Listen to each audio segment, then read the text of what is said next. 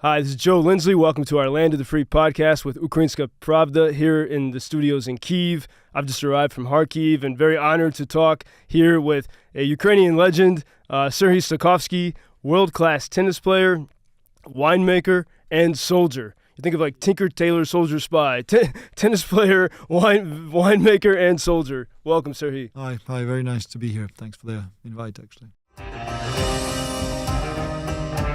This is the land of the free. Stories of life and liberty in a time of war.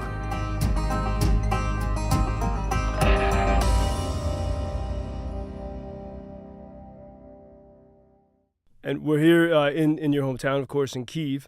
Sergiy, you have, in your tennis career, you've had a storied tennis career. You defeated Roger Federer when he was number one in the world at Wimbledon. He was defending Wimbledon champion in 2013. I think he was number 2. He's number 2, but he was the defending champ. Yeah, he was defending champ. Yeah, and you defeated him in 2013. Yeah. And then he won the next year. Yeah, okay, of course, yeah, but it was you have great story. You've had a storied and successful career, and then in addition to your tennis exploits, which we'll talk about, you started making wine. I think in 2018. I've been to your vineyard. And it's a beautiful, fantastic place in Transcarpathia. Zakarpattia. Zakarpattia. Yes. Thank you. Yes, we're going to stay to the local names. And I want to. It's very essential. That's why we're having these conversations, to correct the Americans when we say incorrect things about this country. And also, in addition to those professions, you when the full-scale Russian invasion of Ukraine began, you signed up as a soldier, and we'll talk about that and your experience. I think you were near Bakhmut and many places. Yeah, pretty much. Yeah. What? So here you are on February 24th, 2022, give or take, world-class tennis player, living in this elite world, an elite athlete, going to the world's most famous tournaments, making fantastic wine. It's a good life, hard work, but then what happens for you on the 24th? Well, to be exact, if we're talking exact, I finished my singles career in January 2022 in Australian Open. And basically my plan was I had a few big projects coming up, which I was building up, including wine, including tennis club. We were building a massive project for Ukrainian Olympic team, kind of Team USA, but in Ukraine. And I was honored and pretty much with that task in terms of forming the idea and forming the group of individuals who will be running this project. And we were all basically clear to go. March 3rd, 2022, we were supposed to sign a memorandum between the President, Ministry of Sports and us as an organization which will be doing it. So for me, basically life was busy and interesting. 24th of February, I woke up in Dubai. I was on vacation with my kids. And I was full. I don't know. I don't know how to describe. You don't believe what you see on the TV. And I remember clearly it was, I think it was BBC or CNN. God forbid, I forgot. But I have it on a video somewhere. And I wake up and you see the Kiev skyline. It's still dark, and you see the light of explosion in the dark in different directions. It was, of course, after my parents called me and said that they hear explosions, and we live not far from Bucha in Irpin, in Bilohorodka. It's in the direction of Zhytomyr highway, very close. So, yeah, it was disbelief. It was pure disbelief. I couldn't really, because I never experienced war, as thank God a lot of citizens of the world didn't. You didn't know how fast it can end, how quick, what's going to happen in general, how fast Russia can dominate or cannot, or how long can we defend. These all things where you're uncertain of is just insane. And then, you hear, they're already moving in Kherson, they're already in Sumy, they're in Chernihiv, they're coming into Kiev.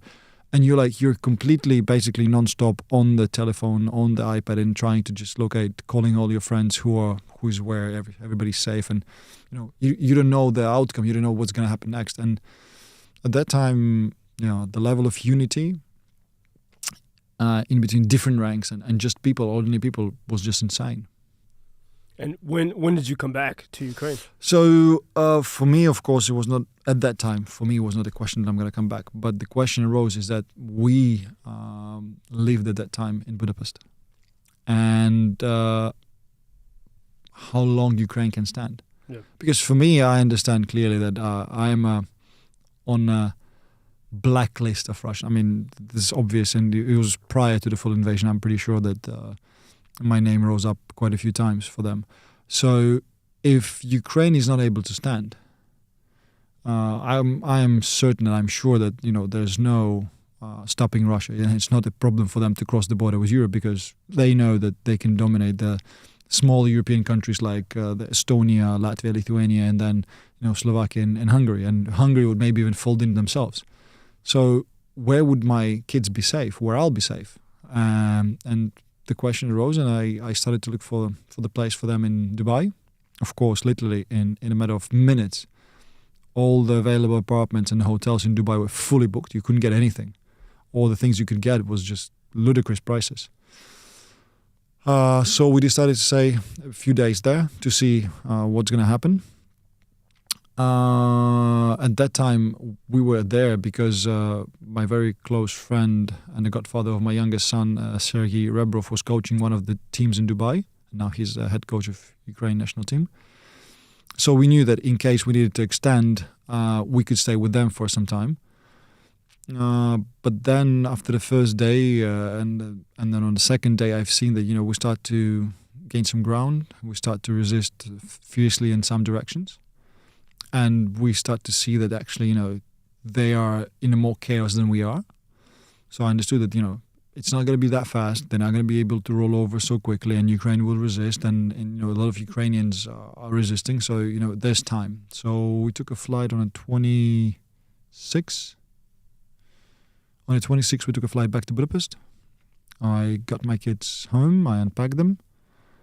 I took a backpack with some documents and basically left. I drove from Budapest to Bratislava because I have a lot of friends because I used to live there, and basically all my, I would say, friends are from there predominantly. I have literally very few people I talk to in Hungary.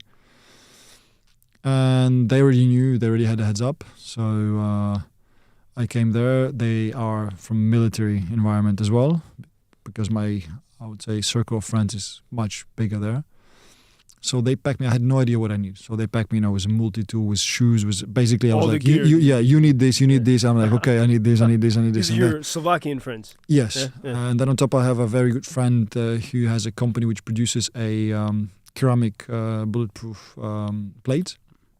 And he came around and he gave me, I think, 3 or 4 vests already with the plates inside, which I want to thank again to him because, of course, after that we did buy a bulk of him. So it was real help. And basically, another friend took me all the way to Slovakia and Ukrainian border. Of course, I had to sign docs. I went to my banker. I signed the docs that in case something happens to me that my ex-wife gets all the accounts accessible. That's what you're thinking as you're crossing that border. You're feeling this could be. Yeah, I didn't know where I'm going to, so of course I needed to settle at least the legal part straight, so there's no problems for my family for my kids to continue if something happens to me. And basically, he drove me to the border. It was a long drive because from Bratislava we drove all the way to Ubla, which is about 500 kilometers. On the way, I've stopped by to see my mother. She just crossed the border out. So we met in a gas station, and then I went on. The friend dropped me the closest point to be like 20 meters from the crossing, and from there I went on foot with 2 bags and I think 2 or 3 backpacks across the border. And there was another friend of mine waiting for me on the other side because he drove his family to the border and his in-laws, and they came in by 2 cars. So we took 1 car back to Kiev. It was super funny because a Mini Cooper, bluish Mini Cooper driving back towards Kiev, fully packed with military gear, non-lethal military gear. What was your in your mind, what had you decided what you wanted to do at that point, or you were just saying, I'm just going to show up and see? I think that in Kiev I have a weapon, so I was awarded a pistol, I think back in 2015, by the Ministry of Internal Affairs. So I knew that my only goal basically got to Kiev, got to my pistol, so at least I have a gun in my hand. Then we can see. And my family at that time, when I started to leave, my mother was still in Kiev and my brother's family. But then they left and my brother and my father stayed in Kiev. So at least what I wanted to do is, to come to see my parents, my father and my brother, and then we will decide what to go on next. But already on the way, of course, first I got... Actually, when it all happened, I got a call from my also another very close friend who is a very famous businessman in Ukraine, Sergiy Stakhovksy. He is the basic creator of the 13th Brigade of National Guard, Zakarpattia. And he has 4 kids, and he was skiing in Austria at that time with them. And basically we came back together. But he was a different beast. I mean, I was basically coming into not understanding what to go. He was already geared up. All of his weapons were already in Lviv. He evacuated them prior to the war. And he already had few guys, with the cars in Lviv. So he was a beast, It was a funny to watch when there was, 2 SUVs moving and there was a Mini Cooper tingling behind them. And then in Vin, we drove together. We get to Vinica. And in Vinica, he offered me to go to Kharkiv. He was super anxious to get to Kharkiv because he wasn't sure that it's 28th of February, because we crossed the border at night. I crossed the border at night and we got it in the morning to Lviv. And at that time, driving through Ukraine was a whole different level because every single small city would have their own checkpoints, So it really slowed up. It was no cars on the highway almost in that direction, but you still had to stop and he still present the documents. And in Vinica, he told me come with me to Kharkiv. I said, Seva, if something happens, I'm not from Kharkiv. I have no idea how the city or whatever, and I am from Kiev. So, I'm going to go. So, okay, I go to Kharkiv, you go wherever you need to go. And he gave me a heads up who I can call out of his friends and out of our mutual friends, which I, at that time didn't know that they already grew up to such ranks. And basically, I turned up in Kiev. Immediately, I called our mutual friend, and I came just kind of to say hi and to understand what's going to happen. And instead of it, I was given a weapon, sign up, and said, okay, if you want, you can stay here, or you can, And that's basically how I joined the unofficial territorial defense, officially the Center of Special Operation Alpha. And I don't know how much you can talk about your experience in now you can. Now they free me up a bit. So all of a sudden, so you end up in Donbass, I think, right? Or near Bakhmut or in Bakhmut, and what was there? You're used to some of being some of the most extraordinary sporting venues in the world. Great moments at Wimbledon, and you're a professional athlete, so you're used to being at the extreme of excellence, and you're used to extreme situations, but usually in a very glorified setting. So, was there a moment? What was your first moment of saying, "What the hell is going on"? Were you there in battle or whatever your missions were? No, the war. Glorifying. I was never.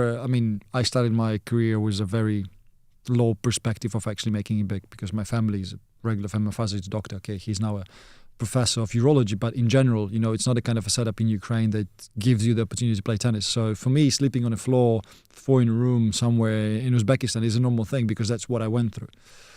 As you were building your tennis career. Yeah, I was building when I was young. So for me, kind of, all these kind of tough conditions to live in was not that tough. The biggest issue is when you actually come to the front line and the first time you experience it is actually when you have to go to the toilet. And there's no toilet, because the water pipes doesn't work. There's no electricity, and that's when you're like, oh shit, what? And it's not that you can go outside because it's it's round, so you have to go somewhere inside. And it's the first thing which hits and then of course because you're eating all these MREs, which ready to eat meal ready to eat, you don't have any or. You get occasionally some warm food which is actually cooked. Your stomach starts to behave in most interesting ways. So it is kind of that, that will hit you with it. But in general, yeah, of course, the shelling, the rounds, the incomings. There's a lot of things which you need to get used to. But it's straight. I mean, this is, talking to an audience that's never been in something like that. Like, the first thing you mentioned is very... Because, of course, the shelling, the explosions, the death, the wounded, it's all there. Yeah. But I was exposed to it slowly. Yeah. So it was pretty decent conditions where we stayed in Kiev. We actually had great conditions when we stayed in Kiev. So the first, I would say, 2.5 months. Then we had occasional trips to Kharkiv and to Barvinkovo. But that was still kind of, manageable. It was nothing that extreme. And then once you actually got through it and because I was exposed to, shelling, gun rounds slowly. So it was, it's first in Kiev was explosion somewhere around the Kiev. You heard it, but it was far away. And then you went on to see what happened actually. And then it was closer. And then, when we went to Kharkiv, it was Ruska Lazova, where Khartia was stationed. And, I was slowly exposed to the extremes, but because it was slowly, I absorbed it easier. It was not like a freak out. For me, the only freak out was when we came under shelling in Yatskivka, when we crossed the Oskil. So for me, all that came, slowly. And then this thing was kind of, we're in Bakhmut. We are cut out of it because that's March 2023. Prior to that, all the conditions were kind of, you could still go outside. We have this little tent outside. But Bakhmut is basically, in March, it's shelled non-stop. Yeah. Going outside is really dangerous. So you only go outside when you actually go on ops. And to go to shit, you actually have to go from one underground, run a few meters and go on the other underground. And that's basically, you can imagine if there's a group of people living there. At that time, you could say bunker, but it was more of a operational center. We had about 40 to 50 guys living there. And, and it's a new experience in life. Yeah, it's a moment where you say, well, this is, for sure, it's real. This is Ritz-Carlton Bakhmut style, yeah. Yeah, how the hell has it come to this? When you describe that, you said the moment of shelling, there was a bit of a freak out. What was the situation? Basically, it was the end of Izum operation, of Kharkiv operation, which basically ended somewhat after Izum. I was just there days ago. And we actually were crossing. I was a part of an international force which was added to the 95th Brigade.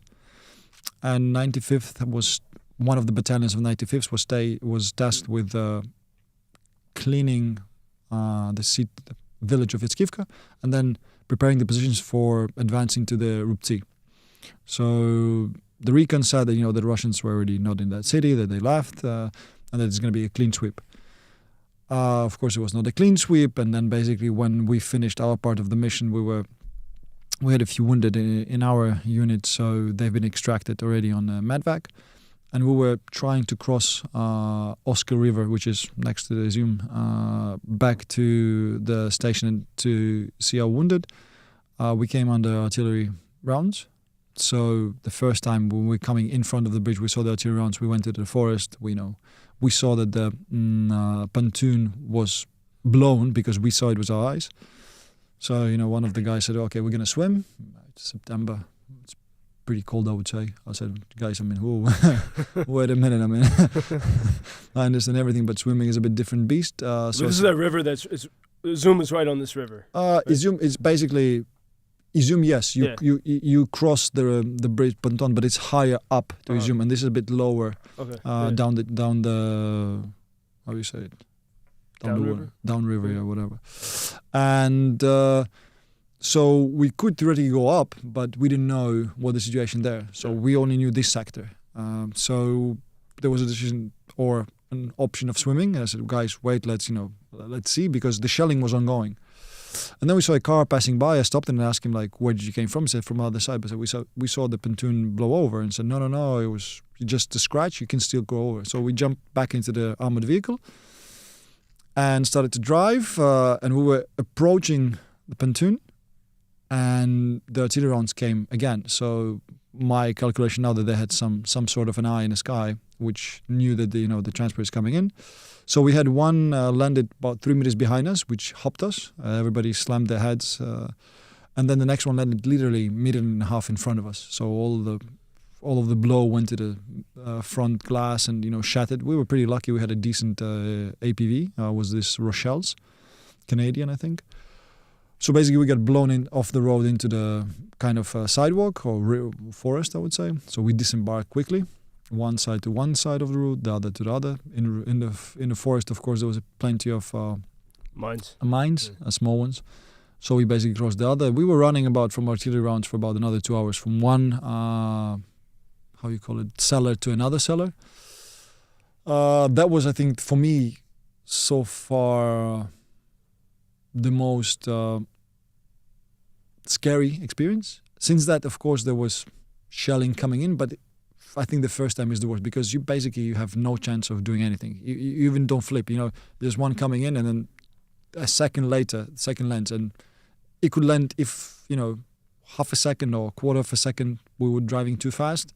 It would land in us, and it's done. I mean, the direct hit we would not withstand. So. Going too fast or going too slow, you can't control. Which would be best. And we were also lucky because we had 2 vehicles within a unit. Mm-hmm. So there was 10 guys in armored, and there was 4 guys in a medvac. But because our medic took the keys from medvac with him when he was taking out the guys, we took only 1 car because we couldn't. If we were to be 2 cars, some would get hit. Yeah, just too much. Real estate. No, because just that 3 meters behind us, that would be the other car. So somebody, just luck that we didn't have the keys from that car and we were driving in one. And for couple hours, you're going into abandoned houses or destroyed houses. Yeah, just in the cellars of these houses. And this, to top it off, because you had thought that this village was already cleared, so you were expecting something calmer. Well, the thing is that you're expecting artillery. You're expecting artillery rounds, but you don't expect any manfire in there. Of course, that changed dramatically once we were in the city, but when we got hit, it was already on retreat. So it was maybe 1 kilometer from the actual gunfights. Mm-hmm.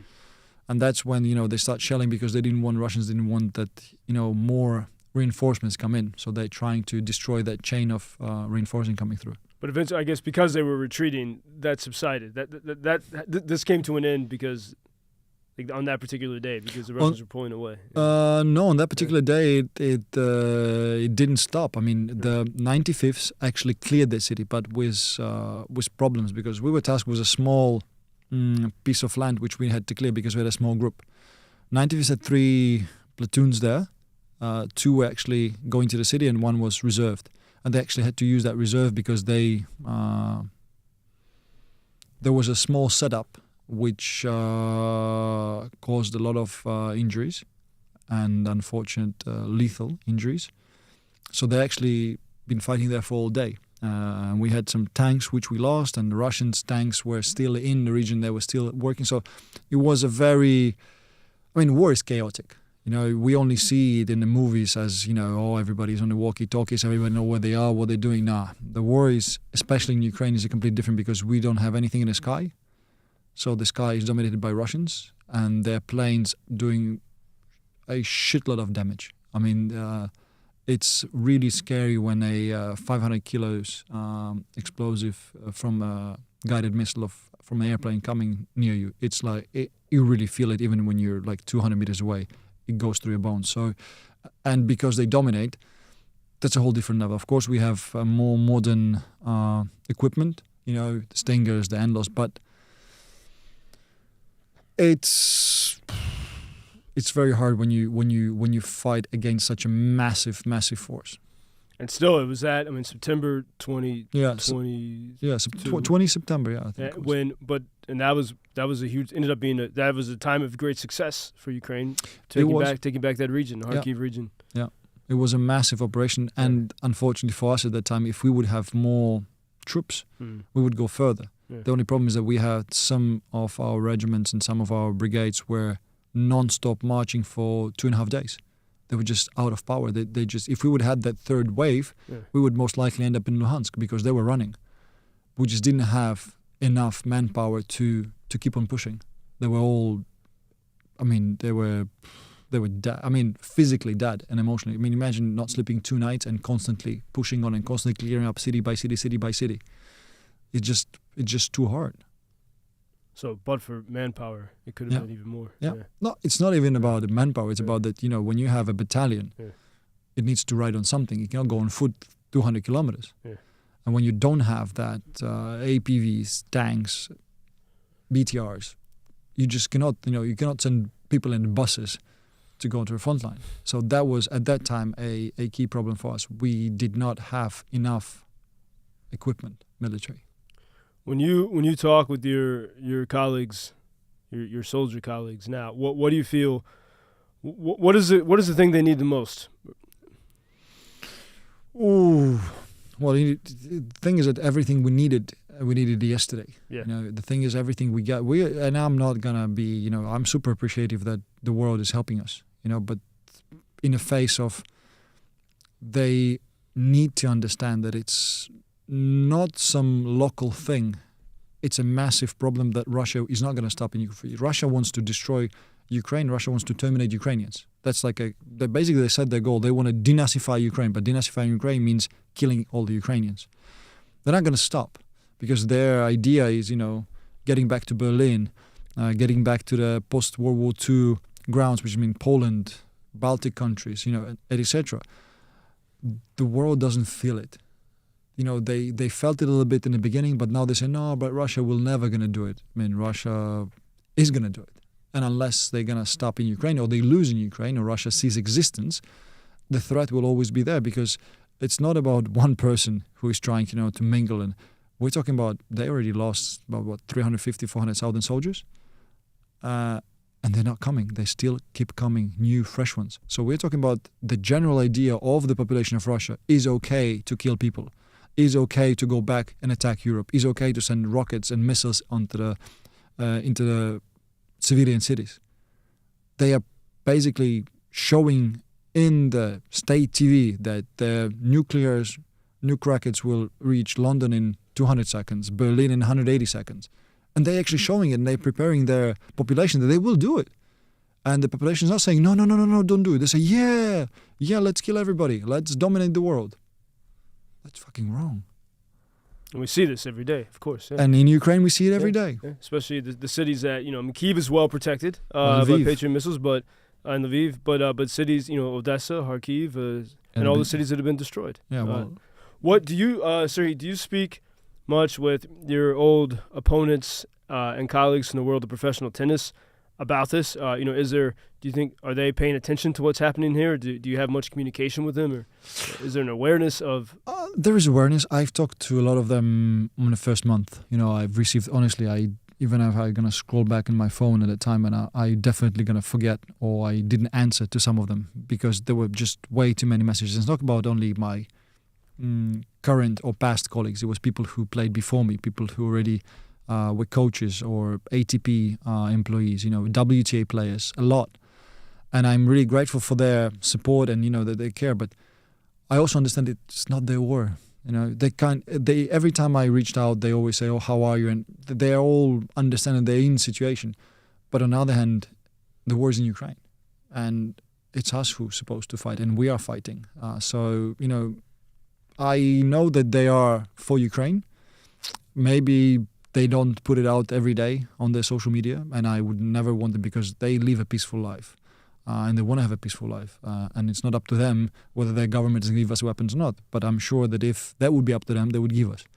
So it is a very, I would say, strange situation right now where the world is going to get tired of all the Ukraine war. The politicians are starting to build up their political careers based on what they say about Ukraine, whether we're not going to give Ukraine any more support, we're not going to give them any money. And some of the people say, that means that we will have more money in our country. And they build up. It's very short-term politics, I would say, because, not giving Ukraine money and armory now basically puts your sons and your kids into the war in about 5 years from now. Good luck. Yeah, just read the history. As I'm thinking about, you're telling these stories of your intense battles in Izum, and Izum means raisin. Yeah. Version of a grape, the sad version of a grape, you could say, or the Appassimento. yeah, we're like, which is kind of ironic in a sense, because there you are in Izum, crawling around under fire, and you have this beautiful vineyard in Zakarpattia. Yeah. And I've been to that vineyard from your tasting room. It's on the other side of the Carpathians. It's a different climate. It's sunnier than it is, say, in Galicia or Lviv. It's a beautiful place, and you can see from your tasting room Romania and Hungary.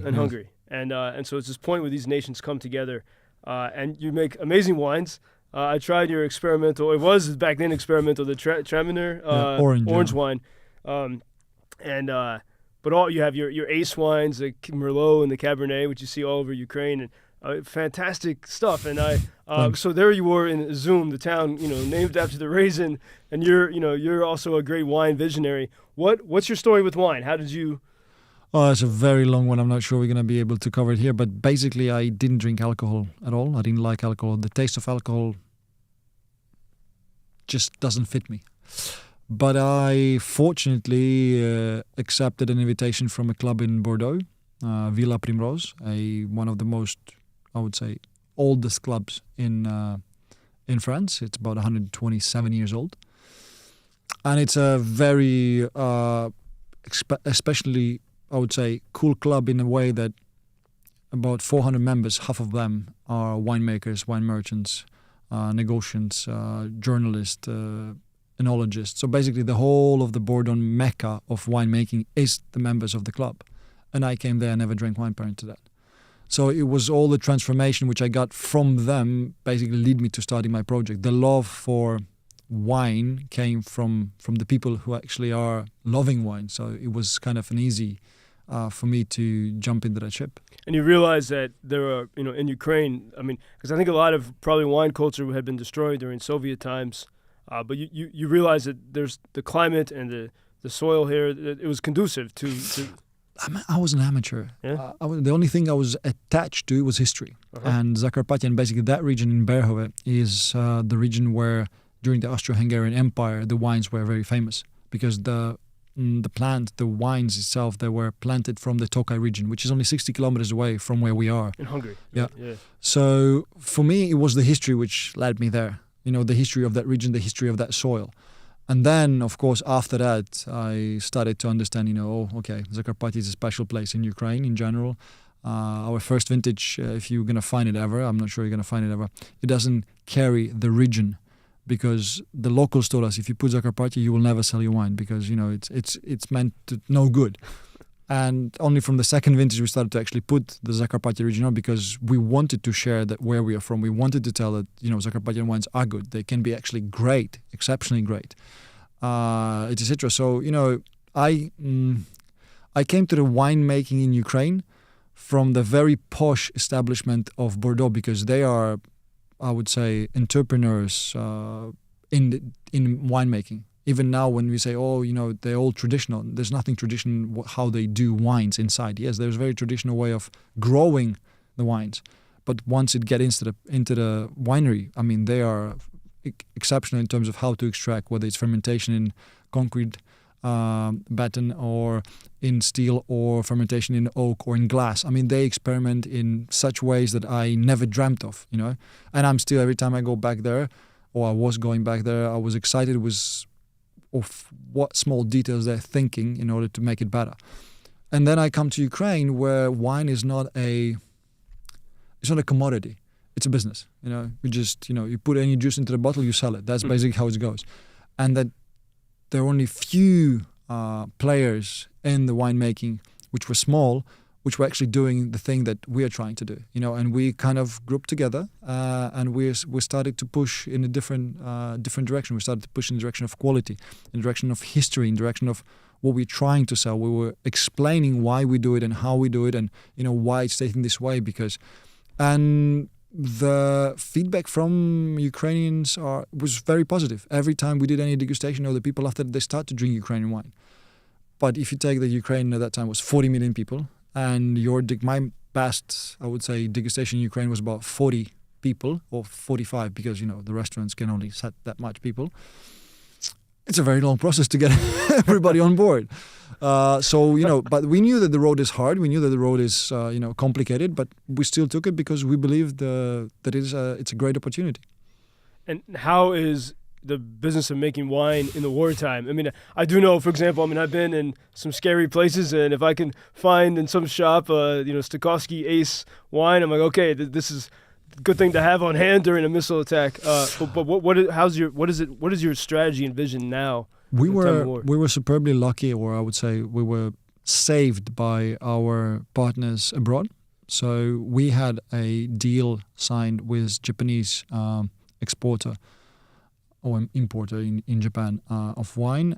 He came in September 2021, and we signed the deal. But the order never came. They're very meticulous about the way they do business, and you really have to tick all the boxes prior to your wine getting to Japan. And then in March 2022, they send an email. We would like to, order a bulk of wine. But not only us, also other wineries across Ukraine, which were still, kind of having wine. And I remember we're like, okay, guys, wait. The war is on. The borders are closed. Nobody's allowing their containers. International companies do not ship from Ukraine because they don't allow their containers. The cars cannot go, so the cargo doesn't work. We had no idea how to do it. But we signed up for it. We took different wineries from Ukraine, gathered up in our winery because we in Zakarpattia was the safest place. And basically all kind of, jam it together and send it off. We drove the car from Ukraine to Poland, and in Poland went into the container, and then it was shipped to Japan. And then, we had a story with Estonian. We have very good partners in Estonia, which are remarkable guys. And they just came in on a minibus with some humanitarian aid, like diapers, baby food and stuff like this. And they came to our winery and said, okay, we want to take a pallet of your wine and try to sell it, kind of to support Ukraine in an economical way. And I'm like, guys, but, you're just a minivan. You're not going to get out because, you need a license to actually drive the goods. But, they went on and they found a transportation company and it started, and they've been really, really incredibly supportive, and they've did incredible stuff with Ukrainian wine in ours as well. And I'm extremely thankful to them for that, what they did. And Estonia in general, the way they support Ukraine is just massive. So, and through this period of time, because in Ukraine it was a curfew on alcohol, you couldn't buy anything. The alcohol was not sold. The first few months of the full scale. 6 months, yeah. So it really helped us to get through that process. And then eventually, those contracts stayed, and we started to sell it back to Ukrainians a little bit. And it's a still slow process where you build up, but, we are happy, which is the wrong way. We are super lucky to be in Zakarpattia. That decision was basically crucial because I got offers from different regions, to go there. Yeah. But the other regions like Trubetskoy is destroyed. Baikush, which for me is one of the best wineries in Ukraine, I visited them during the full scale. 2 days prior, when I went to Izum, I was in Ochakiv. And this is in southern Ukraine. That's Mykolaiv. That's Mykolaiv. That's on the Black Sea. Yeah, on the Black Sea. And basically Ochakiv has been bombarded, from day one, because there's a, center of Marine Forces. Mm. And they are in 3 kilometers past Ochakiv in Chornomorsk, or how they call it, the village. Basically on the shoreline, there's a small lagoon. They have a winery on one side and the wine grapes on the other. And I came to see, I was passing by to Izum, so I came to visit. I saw the winemaker. She put me in one of these houses which they had for tourists build up. And it's a beautiful small cottage with a massive glass window in front. And there's just, like a small living room and a small bedroom. But the glass is overlooking the lagoon and into the parts of Black Sea and into the territory which is held by Russia because it's on the other side of Dnieper River. That's the valley where it comes. And every morning you have rockets flying over your head, and I wake up 6 a.m. and I hear there's a noise, and I get out and I see literally rockets flying over, and I call the winemaker and say, what the fuck? She's like, don't worry, every day same shit. It's going to land somewhere behind us, either Odessa or in Mykolaiv or somewhere, but every day like this. I'm like, shit. amazing how you adjust and get used to that stuff. They would just be working with And it. they're still working, because I see their wines. Yeah, all no, over. they're working. They're working. They're operational, and they're actually doing great wines. But I mean, the circumstances in which we all try to survive. Of course, the world is taking it, kind of for granted, but nothing is for granted in Ukraine right now. Could you, as we close on this, I think as I've traveled this country, and every American I know who's come to Ukraine is so inspired by the people they meet as they travel the country, and they don't want to leave Ukraine. They love being here. It's a place of inspiration and encouragement.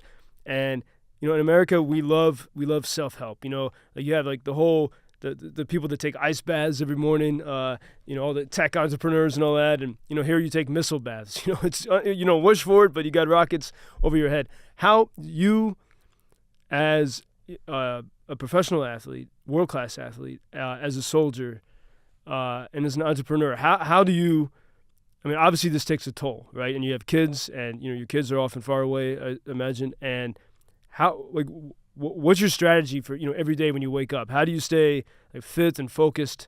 And maybe within that context, what has been your darkest, most difficult moment in all this? And how do you keep your mind stable and sharp and focused? Well, it's hard for me to judge my mental state by myself, but I definitely acknowledge that I've become more, I wouldn't say strict, I would say less tolerant would be the right way. So my boiling point becomes significantly lower, or just coming up faster, because you don't accept certain things, and you just, you don't want to deal with it because you are under tremendous amount of pressure throughout the other things. So, you just don't want to kind of absorb the negativity which you don't have to. It is, daily life, I don't know how you wake up. Back in 2022, my daily life was just, planned on the next day. I never planned ahead of one day from the time I returned, because you didn't know whether the next day is going to happen. So, always, okay, the next day, okay, we'll see what next day is going to bring. Right now, of course, you're already adjusted to the war and you're trying to plan a bit ahead. I'm not planning very far ahead because I honestly still don't understand whether I will be able to live through this war or not, and as many of my countrymen. But it got a bit easier, and the only thing which helped me to get through this process is basically my professional tennis career, because the mental stress you endure there, it's kind of mental stress also here, and you kind of trying to cope with it. But apart from the mental part, I would say maybe physical part helps a little bit, because I was fit to do stuff, and I'm fit to wake up every day, whether it's 3 a.m. or it's 6 p.m. You're able to do stuff which you need to do. But I don't have the mix. I'm just trying to be I'm just trying to live a life here when we're not on the front line, as normal as I can, but understanding and knowing that the war is in the country, that daily people are dying, daily soldiers are dying, and every day something might happen, and everything can change in one day. But still trying to be sort of positive or normal within the borders of my own morality, I would say. Is there any comparison whatsoever in your mind or in your spirit, to the intense moments, like the moment when you were defeating the defending champion of Wimbledon, Federer, which is an extraordinary thing that most people can't imagine, right? Even tennis players can't imagine, even top tennis players can't imagine that. Is there any connection in your spirit or mind to being in these extreme circumstances, with your friends and your fellow soldiers fighting? Any similarity, or is it totally different things? Totally different things, I would say, because when you win, so basically beating Federer or winning one of my 4 singles titles, it's euphoria. It's a positive emotion, outburst of that positive emotion, because that happened. Here, honestly, hitting a tank or even the Russians and killing them doesn't give you that, because it's not euphoria, it's just a daily routine. So I guess maybe if we all live through it and we wait until that victory day, no matter for who takes it what, but for me, let's say it's dissolvement of Russia as a state, because once they don't exist, there's no threat. if there's a different ruler, but same country, same shit. Maybe when that's going to happen, maybe that A4E is going to be able to match that which I had in my tennis career. Wow. Sergiy, Stakhovksy. Wait, do you still play tennis? Do you find time in the war to? I'm very lucky that my commander, or actually our statute of the security service allows us to take part in volunteer sport events, which means I still try when I'm back in Kiev once a week. I play 2 hours with the next generation. And last year, me and Elina Svitolina, we organized through her foundation a tour of events for the kids. And we're actually going to do it this year again, but on a bigger scale. And actually tomorrow I'm for one day off to Lviv, where we have a masterclass for about 450 kids, which came all over from Ukraine to play tennis with us. So that, I would say we are just trying to give back to the sport which gave us a lot, and trying still to give our next generation, which we're not able to leave because there's many of the tennis families that left Ukraine and they are settled in different countries. But we really want to also help the ones who stayed and tell them that there's still a chance, there's still a way. If they work hard enough and if they try to become the best of themselves, they still can make it big in tennis. And that's basically the message why we're doing this stuff. Not to give up on the dreams of peaceful, because that's everything that they still live. They're in bomb shelters in the morning, but they still can kind of practice in the afternoon, and still believing that even in those very hard and very harsh circumstances in their lives, they still can make it through. They still can be great tennis players. They still can be the tennis stars. Wow. Well, Sergiy Stakhovksy, дуже дякую. Дякую. Tennis champion, winemaker, soldier from Zoom to the vineyards. Thank you for sharing these stories with us, and I hope many people who watch get to try your fantastic wines. Hopefully, yeah. We actually start sales in the States. We have I think we actually have a phone call with Wine Spectator tomorrow. I think we're launching it in States. Oh, fantastic. Yeah, we have a distributor finally. So we'll spread the word. And please do. And this has been Joe Lindsley with our Land of the Free podcast with Ukrainska Pravda here in the studios in Kyiv. I speak every single weekday of Russia's full-scale invasion until victory on Chicago's WGN Radio. You can follow our work at UkrainianFreedomNews.com, and we welcome support for supplies for the front lines. Anyway, this is Joe Lindsley, Sergiy Stakhovksy from Kyiv. Until victory. Slava Ukraini. Heroim Slava.